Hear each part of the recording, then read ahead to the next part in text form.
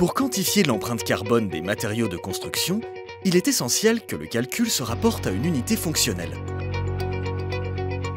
Mais qu'est-ce que l'unité fonctionnelle? Et pourquoi est-ce si important pour la décarbonation des ouvrages? L'unité fonctionnelle est une unité de référence qui permet de comparer des éléments de construction de manière pertinente à l'échelle de l'ouvrage. Prenons l'exemple d'un produit du bâtiment, une poutre en béton.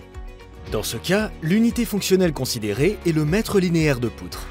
Imaginons le cas pratique d'une poutre courante en béton armé d'un ouvrage donné. Comparativement à une poutre en béton conventionnelle, et avec les hypothèses de travail retenues, une version utilisant un béton à impact carbone réduit permettrait de diminuer l'empreinte de 8% à l'échelle de l'unité fonctionnelle.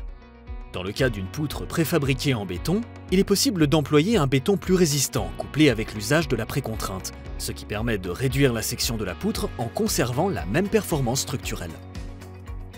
À l'échelle de l'unité fonctionnelle, et avec les hypothèses de travail retenues, l'économie en volume de béton est de 38%, et la réduction de l'empreinte carbone est de 21%.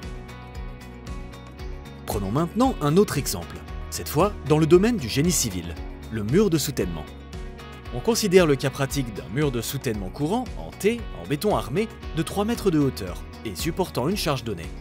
Ici, l'unité fonctionnelle considérée est le mètre carré de ce mur. Comparativement à un mur en béton conventionnel, et avec les hypothèses de travail retenues, une version en béton à impact carbone réduit permettrait de diminuer l'empreinte de 16% à l'échelle de l'unité fonctionnelle. Dans le cas d'un mur de soutènement préfabriqué en béton, la pratique est d'employer un béton plus résistant, et ainsi réduire l'épaisseur du mur en conservant la même performance structurelle.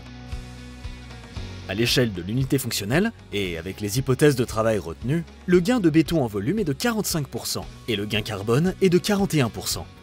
On constate encore que l'économie de matière est un puissant levier de réduction carbone. La préfabrication béton permet de réduire l'empreinte carbone des ouvrages grâce à une économie de matière. L'unité fonctionnelle révèle ses avantages dans une démarche environnementale. En résumé, vous avez compris que l'unité fonctionnelle est l'échelle clé pour calculer l'impact des solutions constructives. La préfabrication béton, c'est le bon calcul.